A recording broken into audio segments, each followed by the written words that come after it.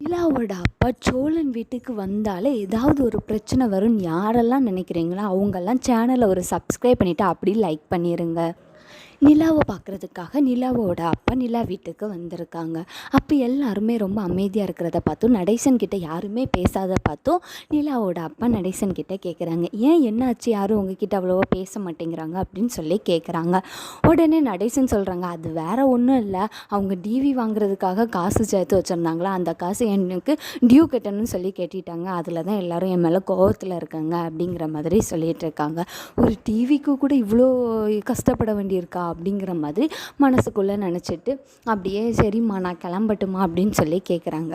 இல்லைப்பா சாப்பிட்டுட்டு போங்க, சமைச்சாச்சு அப்படின்னு சொல்லிட்டு இருக்காங்க. யார் சமைச்சா, நீ நான் சமைச்சேன் அப்படின்னு சொல்லி நிலாவோட அப்பா கேட்குறாங்க.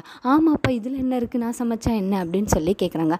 அண்ணன் ஒரு விஷயமா ஊருக்கு போயிருக்காங்க, அதனால நான் சமைச்சேன் அப்படின்னு சொல்லிட்டு இருக்காங்க.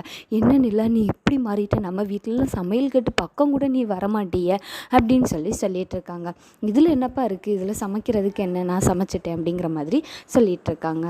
அப்படியே நிலாவோட அப்பாவும் அங்கே சாப்பிட்டுட்டு அப்படியே சோழன் கூட காரில் போகிறாங்க.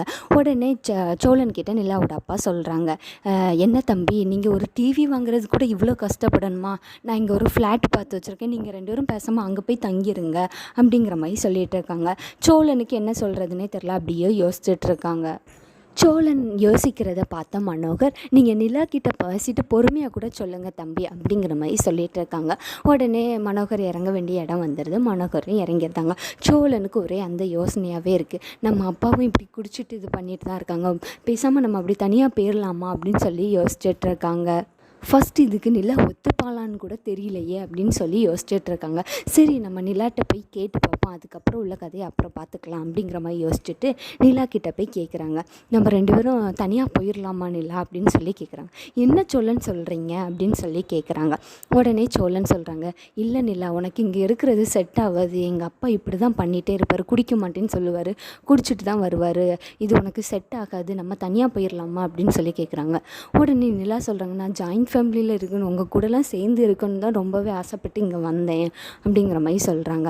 இல்லை நிலா, எனக்கும் அண்ணன் கூடலாம் இருக்கணும்னு ஆசை தான், எனக்கும் அவங்க மேலே ரொம்பவே பாசம்லாம் இருக்க தான் செய்யுது, ஆனாலும் இங்கே இருக்கிறது நம்மளுக்கு சரி வராது நிலா, நம்ம வேறையாக போயிடலாம், உங்கள் அப்பா இங்கே ஒரு ஃப்ளாட் பார்த்துருக்கேன்னு சொல்கிறாங்க, அங்கே நம்ம பேசாமல் போயிடலாமா அப்படின்னு சொல்லி கேட்டுட்ருக்காங்க.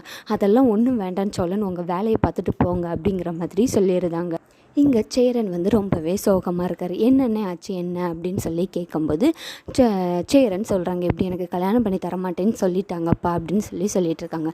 ஒன்றும் கவலைப்படாதீங்க, என்ன நம்ம பார்த்துக்கலாம், நம்ம எல்லாத்தையும் ரெடி பண்ணிவிட்டு அவங்ககிட்ட போய் கேட்கலாம் அப்படிங்கிற மாதிரி நிலா சொல்லிகிட்டு இருக்காங்க. இதுதான் இனி வரப்போகிற எபிசோடில் நடக்க போகுதுன்னு நான் நினைக்கிறேன் ஃப்ரெண்ட்ஸ். நீங்கள் என்ன நினைக்கிறீங்க?